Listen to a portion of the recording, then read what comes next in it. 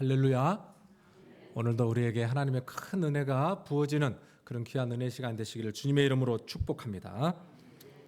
자, 오늘 우리가 읽은 본문은 예수님께서 맹인의 눈을 뜨게 하신 사건입니다. 그런데 우리가 이 본문을 가만히 보면은 등장하는 맹인이 한 명이 아니라는 것을 알 수 있어요. 눈을 떠야 될 더 많은 사람들이 등장을 합니다. 눈을 떴다고 눈을 뜬 게 아니에요. 오늘 이 시간에 하나님께서 우리의 닫혀진 눈을 열어주시는 은혜의 시간이 되시기를 바랍니다. 하루는 예수님께서 길을 가시다가 한 맹인을 보았습니다. 그는 앞을 못 보는 육신적인 맹인이었어요. 1절에 그에 대해서 설명을 하기를 날 때부터 맹인된 사람이라고 설명을 했어요. 맹인이 된 그 경위가 후천적으로 어떤 사고나 질병에 의한 것이 아니라 선천적으로 태어날 때부터 앞을 보지 못했다는 거예요. 빛이 무엇인지 한 번도 경험해 보지 못한 사람이에요. 이 말의 속뜻이 무엇일까요? 이 사람은 눈뜰 가능성이 거의 제로에 가깝다는 거예요. 이 사람에게 눈뜰 소망을 갖는 것도 사치에 불과할 정도라는 거예요. 그러니까 이 사람의 인생이 얼마나 비참했을까. 날 때부터 지금까지 소망이 없이 좌절하고 굴러다니는 그런 인생이었을 거예요. 그런데 그 인생을 우리 주님께서 부르셨어요. 그리고 주님께서 그에게 특별한 행동을 하셨습니다. 침을 땅에 뱉었어요. 그리고 진흙을 이겼어요. 그리고 그의 눈에다가 발라주셨어요. 그리고 실로암 못에 가서 씻으라 라고 말씀하셨어요. 그리고 그 사람은 예수님 말씀대로 실로암이라는 곳을 찾아가 그곳에서 물로 눈을 씻을 때에 눈이 밝아지는 놀라운 경험을 하게 되죠. 눈이 밝아져서 그가 처음으로 세상을 보았을 거예요. 처음으로 나무를 보고 꽃을 보고 지나다니는 사람들을 보았을 거예요. 도저히 인간의 이성과 상식으로는 이해할 수 없는 일이 그의 인생 가운데 벌어졌던 거예요. 언제 이런 일이 일어났습니까? 예수님의 말씀대로 걸어갔을 때 그의 인생에 놀라운 기적 같은 것을 경험하게 됐어요. 나면서부터 근본적으로 인간의 능력으로는 해결할 수 없는 문제가 주님의 한마디의 말씀을 따라갔더니 그의 인생에 경험되어지는, 눈이 띄어지고 빛을 보는 그런 역사가 일어났어요. 오늘 이 사건을 통해서 먼저 주님이 우리에게 말씀하시고자 하시는 첫 번째 의미가 무엇일까요? 그것은 예수님이 누구인가를 우리에게 말씀하고 있어요. 여러분, 예수님은 완전한 인간으로 이 땅에 오셨지만 그분은 완전하신 하나님이세요. 그분은 말씀으로 우리가 보는 이 온 우주 만물 천지 창조를 하신 분이 바로 예수 그리스도예요. 빛이 있으라 하심에 이 땅에 드디어 빛이 생겼어요. 그래서 예수님께서 병자들을 고칠 때 안수를 해주시기도 하시고 아니면 내 믿음대로 될지어다 무슨 말씀을 선포해 주시기도 하시고 그러는데 오늘 이 내용을 보면은 좀 다릅니다. 예수님이 땅에 침을 뱉어서 진흙으로 그 눈에 발라주시는 이 내용을 보면은 천지 창조와도 연결되는 지점이 있지 않습니까? 하나님께서 인간을 창조하실 때에 흙으로 하나님의 형상대로 빚어주시고 그리고 그 코에 생기를 불어넣어 주시니 생명이 된지라. 우리 인간을 창조하셨을 때의 그 모습을 연상케 하는 그런 행위를 예수님께서 지금 보여주셨어요. 이 사건을 통해서 예수님은 곧 창조주 하나님이시고 나는 피조물에 불과한 자이다 라는 것을 알기를 원하셨다는 것이죠. 여러분, 예수 그리스도 그분이 내 인생의 주인이심을 아는 것이 그것이 은혜예요. 그것을 깨닫고 예수 그리스도께 내 인생의 전부를 내어 맡길 때 그 주님의 말씀에 내 인생의 발걸음을 순종함으로 옮겨갈 때 그때 내 인생의 치유와 회복의 역사가 일어나게 되었다라는 거예요. 제가 미국에 처음 왔을 때 중고차 한 대를 샀습니다. 그런데 처음에는 문제가 없는 것 같더니 조금 지나고 나니까 얼마나 이 차에 문제가 많은지, 그냥 한 달 타면은 또 고치러 가고 한 달 타면 고치러 가고. 근데 한 번은 차체가 막 이렇게 조금씩 흔들리는 거예요. 그래서 한국 가게로 갔더니 부품을 몇 개 바꾸긴 했는데 별로 썩 나아지지가 않아요. 돈만 들어가요. 결국은 10년 이상 된 오래된 차인데 결국은 딜러로 가져갔어요. 그랬더니 한 2시간 안에 차를 깔끔하게 딱 고쳐주더라고요. 왜 고장이 나면 그래도 딜러로 가야 되는지 그 이유가 뭡니까? 그것은 자동차를 제조한 곳이기 때문에 자동차의 약점을 너무 잘 알죠. 다른 사람은 못 고쳐도 그 자동차를 제조한 공장, 그 사람들은 자동차의 문제를 쉽게 해결하는 거예요. 마찬가지로 우리를 창조하신 분이 누구세요? 우리를 지으신 분이 바로 예수 그리스도세요. 그래서 그분은 우리가 죄와 상처로 망가져 있고 찌들어져 있는 우리의 인생을 완전히 새롭게 펴셔서 새 창조를 하실 수 있는 유일한 분이 바로 예수 그리스도세요. 여러분, 우리 인생을 예수 그리스도께 내어 맡길 수 있기를 주님의 이름으로 축복합니다. 오늘 이 자리에 육신의 질병으로 고통당하고 있는 성도들이 있습니까?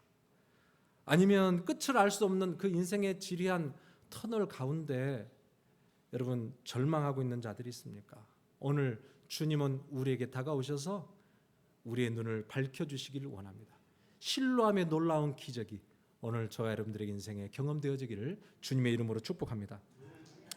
여러분, 더 나아가서 오늘 이 본문에 보면 육신적인 맹인이 아니라 영적인 맹인이 등장하는 것을 보게 돼요. 먼저는 바리새인들입니다. 오늘 본문에 읽지 않았지만은 요한복음 9장 전체를 보면은 바리새인들이 이 사건에 대해서 어떻게 반응하는지가 잘 나와 있어요. 여러분, 태어날 때부터 두 눈이 멀었던 자가 눈이 뜨여졌다. 이 사실은 정말로 기적이에요. 그들도 그런 이야기예요. 창세 이후로 한 번도 태어날 때부터 눈먼 자가 눈 뜬 기적은 없었다고 그들이 이야기할 정도였어요. 그러면 이 일을 행하신 분이 누구세요? 이분이 바로 예수 그리스도잖아요.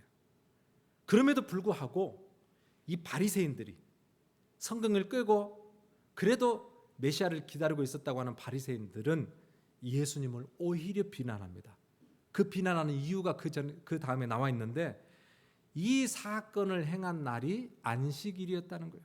안식일에는 아무것도 하지 말아야 되는데 안식일에 병든 자를 고치는 일을 했다는 것으로 예수가 죄인이다라는 거예요. 여러분, 이 바리새인들, 그는 메시아를 지금 눈앞에 두고도 메시아가 행한 놀라운 그 이적을 보고도 그분이 우리를 이 땅 가운데 구원하러 오신 메시아라는 것을 알지 못했어요. 이들이 진정한 맹인이에요. 예수를 앞에 두고도 예수를 붙들지를 못하고 오히려 그를 죄인이라고 비난을 합니다. 사람들에게는 여러분 두 가지 눈이 있습니다.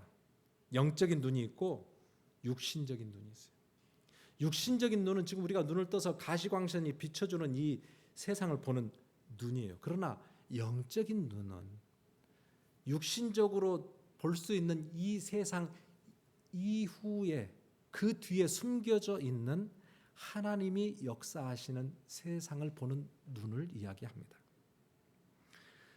오늘 주님이 지금 이 육신의 맹인을 고쳐주신 이 사건의 더 깊은 의미는 예수 그리스도를 앞에 두고도 하나님의 그 영광스러움을 깨닫지 못하는 영적인 맹인들의 눈을 띄워주시기 위한 사건이에요.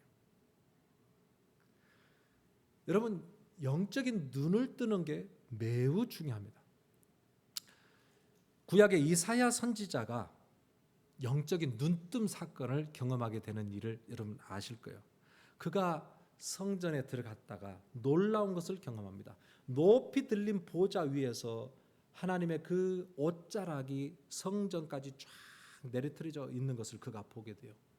그리고 천사들이 날개 여섯 날개로 막 날개짓을 하면서 거룩하다 거룩하다 거룩하다 만군의 여호와여 주 영광이 온 땅에 가득하도다.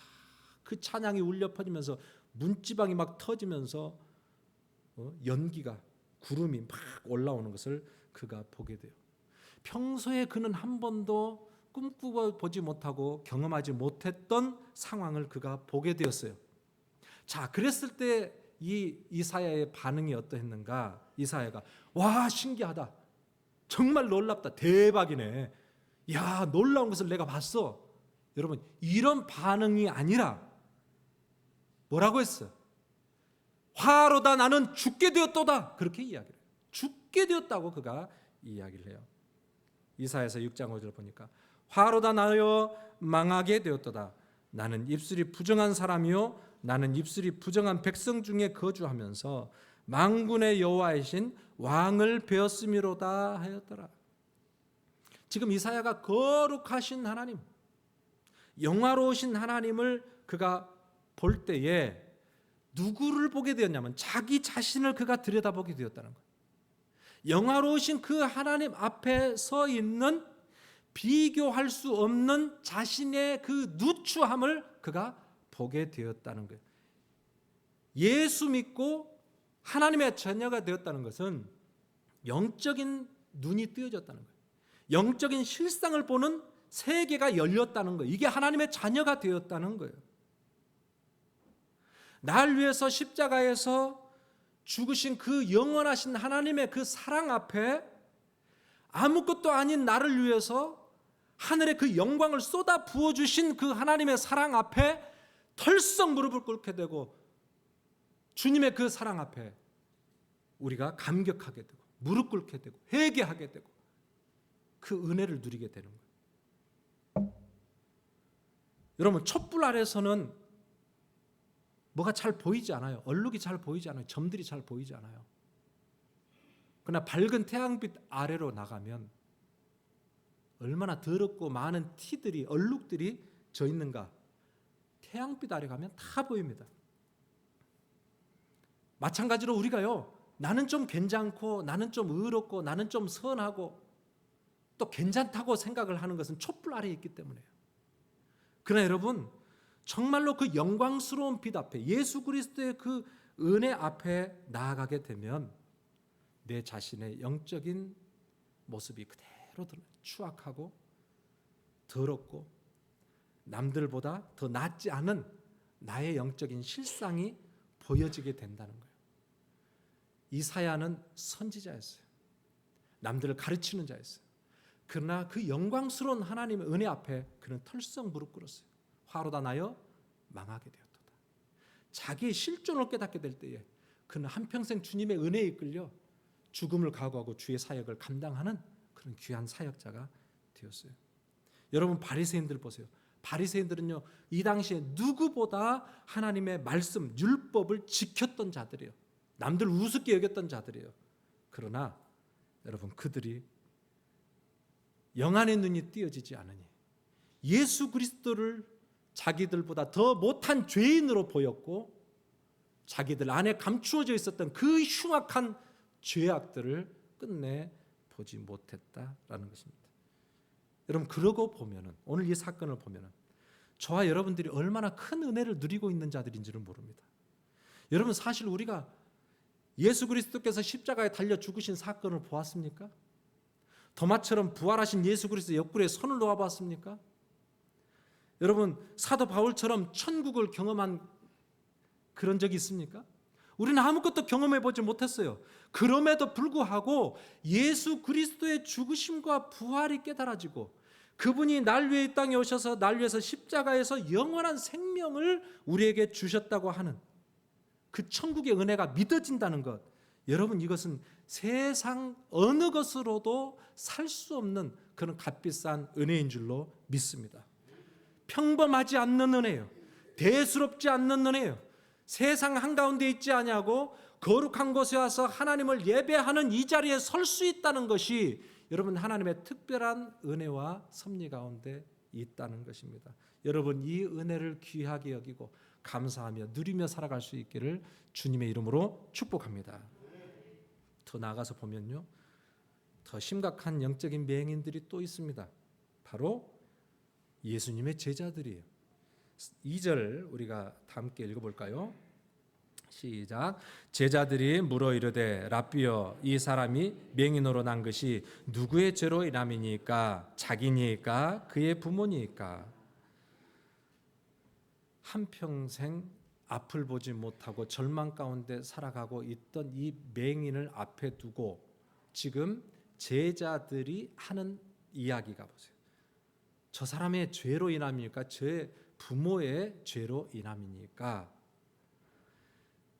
이 맹인의 고통에 대해서는 별로 안중이 없어요. 관심이 없어요. 문제는 무엇 때문에 그렇게 됐는가? 원인을 찾는 거예요. 누가 잘못했냐? 왜 이런 일이 벌어졌느냐? 여기에만 혈안이 되어 있어요. 본능적으로 그 사람을 보는 순간 그 사람의 죄가 너가 지은 죄냐, 너의 부모가 지은 죄냐, 그 원인을 탓하려고 하는 그런 모습이에요. 이게 그 당시에 팽배하고 있었던 헬라 사상, 인과응보 사상이에요. 인과응보 사상. 원인이 있으니 결과가 있다는 거죠. 심었으니까 거두는 거 아니겠느냐, 이 말이에요. 여러분, 그런데 이런 사상과 이런 논리는 크고 영화로우신 하나님을 설명하기에는 턱없이 부족한 거예요. 우리는 뭐가 문제가 생기면 이것 때문에 그랬어, 주일 성수해야 돼, 11조 해야 돼, 순종해야 돼, 틀린 말은 아니지만 단순하게 그 하나님의 오묘한 그 섭리를 단순한 한 가지 가지고 해석한다는 것이 너무나 조촐한 거예요. 오늘 이 제자들처럼. 누구의 죄 때문에 그랬어요? 창조주 하나님, 그리고 이 복잡하고 오묘한 우리의 인생 가운데 간섭하시고 개입하셔서 하나님의 영원한 구원을 이루어 가시는 하나님의 그 섭리를 우리는 단순한 한두 가지의 말로 다 설명해 낼 수 없다는 것을 우리가 기억해야 돼요. 그래서 3절에 바로 예수님께서 그들에게 이렇게 말씀하셨습니다. 이 사람이나 그 부모의 죄로 인한 것이 아니라 그에게서 하나님이 하시는 일을 나타내고자 함이라. 문제의 초점을 하나님께 두라는 거예요. 누구의 죄, 무엇 때문에, 어디에서부터 이렇게 됐느냐? 땅의 것, 인간으로 바라보지 말고 하나님의 시선으로 이 문제를 바라보라. 하나님이 우리에게 주신 이성, 합리성을 가지고 문제를 파악하고 원인을 분석하는 것 참 중요합니다. 그래서 그 사람을 보고 이 사람이 맹인된 것이 유전자적으로 내력으로 잘못된 것인지, 아니면 그 부모가 산모로 있을 때 부주의해서 그렇게 된 것인지, 아니면 출산할 때 의료진이 실수한 것인지, 여러 가지 원인을 분석하고 다 찾아낼 수 있을 것이에요. 그런데 여러분, 이것만으로는 온전한 문제를 해결할 수 없어요. 이것만으로는 이 문제를 주신 하나님의 오묘하신 뜻을 다 깨달아 알 수 없다라는 거예요. 그래서 주님은 이 문제를 보고 하나님이 하실 일을 나타내기 위함이다 라고 말씀하셨습니다. 주님은 세상을 보는 관점, 문제를 보는 관점을 완전히 뒤집어 주신 거예요. 우리 인간으로부터, 문제로부터 시작하는 것이 아니라 하나님으로부터 이 문제를 바라볼 수 있도록 관점의 전환을 지금 말씀하고 있는 거예요. 여러분, 제가 그림 하나를 이렇게 준비해 놨는데, 여러분 저 그림을 한번 보세요. 뭐가 보입니까? 그림을 딱 보면 새 모양이 보이잖아요. 나스카 지상화라고 합니다. 페루 수도 리마에서 남쪽으로 400km 정도 떨어진 곳에 나스카라는 그런 넓은 평야가 있는데, 거기에 그려져 있는 그림이에요. 근데 이런 그림이 한두 개가 아니라 여러 개가 있어요. 뭐 거미 그림도 있고, 고래 그림도 있고, 원숭이 그림도 있고, 그다음에 뭐 수많은 어떤 기하학적인 어떤 무늬들 140여 개 이상의. 그런데 이 무늬들이 그냥 땅바닥에 사람이 손으로 이렇게 찍찍 긁어놓은 게 아니라, 여러분 이 그림이요 적어도 300m 정도 되는 거예요. 그러니까 엄청나게 큰 거예요. 땅에서 보면 길이 나져 있지 이게 어떤 그림인가가 절대 보이지 않죠. 하늘에서 보면 보여요. 이 그림이 언제 그려졌느냐? 적어도 기원전 300년 전쯤에 그려졌을 것이다 라고 고고학자들이 추측을 하고 있어요. 이걸 언제 발견했느냐? 1939년도에 페루 남부 지역을 비행기로 가던 파일럿이 이것을 발견한 거예요. 이 그림이 있다는 것을 파일럿이 발견하고 그때부터 공개가 되고 연구하기 시작했다는 거예요. 땅에서 보면 이 그림의 전부를 알 수가 없어요. 그 오랜 세월이 지나갔지만 왜 그렸으며 누가 그렸으며 또 이 그림의 존재가 어떻게 시작됐는지 아무도 몰랐어요. 그러나 하늘에서 보니까 너무 선명하게 이 그림들이 보이는 거예요. 정말 기가 막힐 정도로 이 그림들이 그려져 있어요. 여러분 똑같아요. 영안이 열리면 우리의 삶을 바라보는 시각이 달라집니다. 하나님이 우리의 삶을 바라보시면서 우리를 인도하시는 하나님의 시각으로 우리의 인생을 바라볼 수 있는 눈들이 열려가기 시작하는 거예요.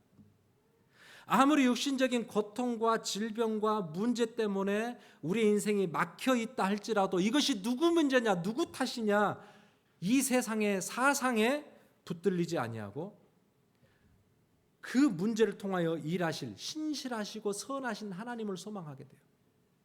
지금 내가 이 길 가운데 서 있는데 이 길 끝에 무엇이 있는지, 나의 인생을 통하여 어떤 그림을 그려가고 계시는지 우리는 알 수 없어요. 그럼에도 불구하고 우리가 신뢰하는 것은 내 인생을 인도하시는 우리 하나님은 선하신 하나님이에요. 그분은 완전하신 하나님이에요. 그분은 우리에게 항상 좋은 걸 주시기를 원하시는 하나님이에요.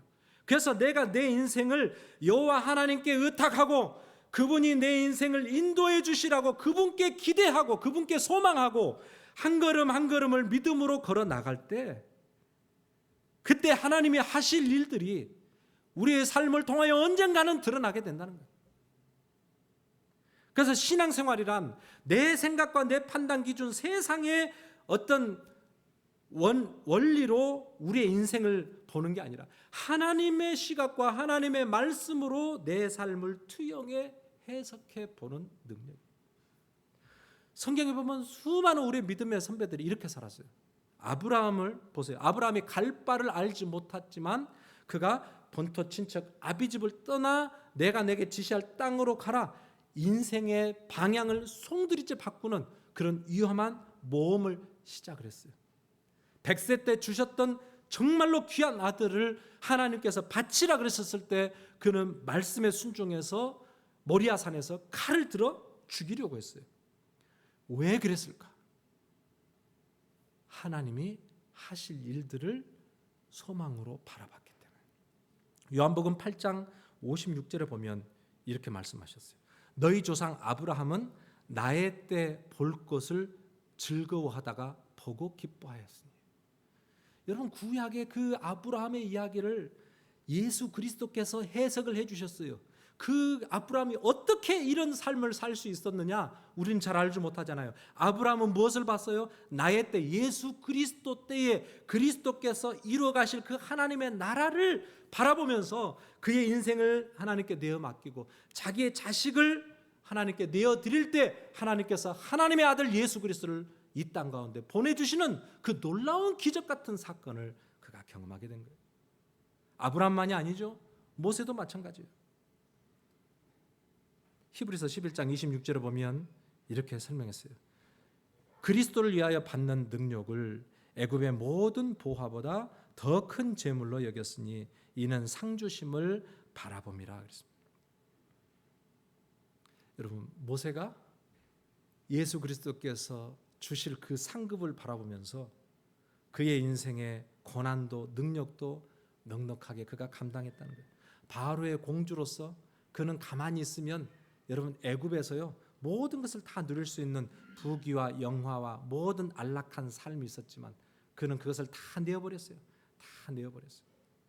그리고 40년 외로운 광야 인생길 주님의 인도함을 가운데 순종하며 따라갈 수 있었어요. 그것은 뭡니까? 오늘 말씀하고 있잖아요. 상 주시는 일을 바라봤다.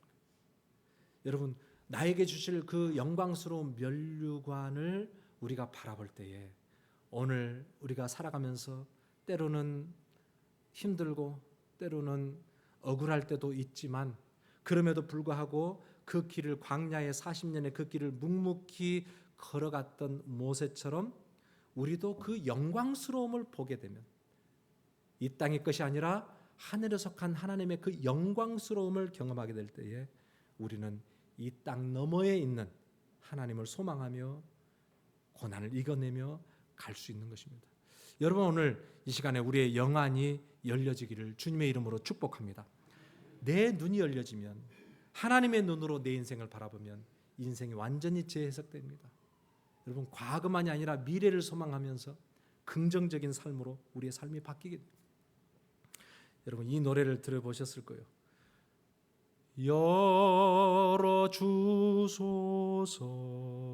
열어주소서,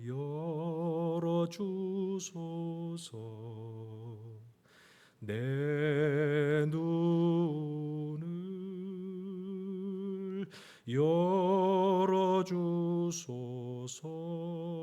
열어주소서, 열어주소서, 열어주소서. 주님만 바라볼 수 있도록 열어주소서, 열어주소서. 내 귀를 열어주소서. 주님 말씀 들을 수 있도록 열어주소서, 열어주소서. 내 마음을 열어주소서. 주님 뜻 깨달을 수 있도록 열어주소서, 열어주소서. 내 입을 열어주소서. 주님 말씀 전할 수 있도록. 참 은혜에 들어온 찬양이잖아요. 이게 이제 에바다라는 시예요. 중증 장애인 송명희 시인이 기록한 시입니다. 여러분 잘 아시지만 그는 태어날 때부터 의사의 부주의로 뇌가 다쳐서 그는 1급 중증 장애인이 되고 말았어요. 16살 되었을 때 온통 찌그러져 있는 자신의 모습을 보면서 그는 비관하고 자살을 몇 번이나 시도하려고 했었어요.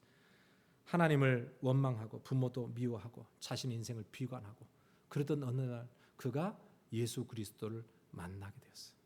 자신을 창조하신 예수 그리스도를 그가 인격적으로 만나게 되었어요. 그리고 그가 그렇게 자신 안에 있는 죄인, 죄악들, 상처들, 이 악한 속성들을 깨닫고 그가 뒹굴며 회개하며 울었어요. 그리고 나서 놀랍게 그에게 찾아온 하늘의 평안이 있었다 그래요. 기쁨이 있었다 그래요. 우울과 불만과 불평과 한숨이 다 사라지고 이 깨진 질그릇 같은 내 인생에 찾아오셔서 나를 고귀한 보배를 담은 그 아름다운 그릇으로 빚어가시는 하나님을 그가 깨닫게 됐어요. 하나님과 더 깊은 사귐이 이어지고 하나님의 은혜 안에 그가 거하게 될 때 하나님께서 그의 인생에 한 번도 시집도 읽어보지 않았던 그의 입술에 하나님께서 언어를 주시는데 그의 입으로 나오는 말들을 그가 기록하고 그가 찬양으로 만들어낼 때 수많은 시들을 그가 고르겠어요. 중증 장애인이라 글도 쓸 수 없어요. 입도 일그러졌고 눈도 일그러졌고 손도 이렇게 굽혀져 있어요. 그럼에도 불구하고 그가 그 모습으로 시를 써 내려가기 시작하는데 그 시 한 편 한 편이 정말로 질그릇처럼 깨어져 있던 수많은 영혼들, 상처 입은 수많은 영혼들의 마음을 치료하기 시작해요. 우리 자신이 아니라 눈을 들어 주님을 바라보기 시작해요. 귀를 열어, 눈을 열어, 마음을 열어 살아계신 하나님을 더 깊이 체험하여 아는 놀라운 은혜가 중증 장애인으로 한때 비관했던 그의 인생 가운데 찾아오신 예수 그리스도를 통해서 놀라운 삶의 고백들이 시작되었어요. 여러분, 두 눈을 뜨고 있다고 내가 맹인이 아니라고요? 내 눈에서 정말로 살아계신 거룩하신 영화로우신 하나님 그 앞에 비교할 수 없는 이 누추한 나의 모습이 보여지지 않으면 우리는 어쩌면 영적인 맹인이에요. 하나님의 그 말씀이 내 인생에 부딪히는 그 음성이 들려지지 않을 때 어쩌면 나는 영적인 기머거리예요. 입술이 있음에도 불구하고 이 예수 그리스도의 복음을 우리가 증거하고 전하지 못하고 살아갈 때 어쩌면 우리는 영적인 벙어리라는 거예요. 오늘 주님은 우리의 눈이 열려지기를 원해요. 우리의 마음의 문이 활짝 열려서 살아계신 하나님을 경험하고 살아가길 원하십니다.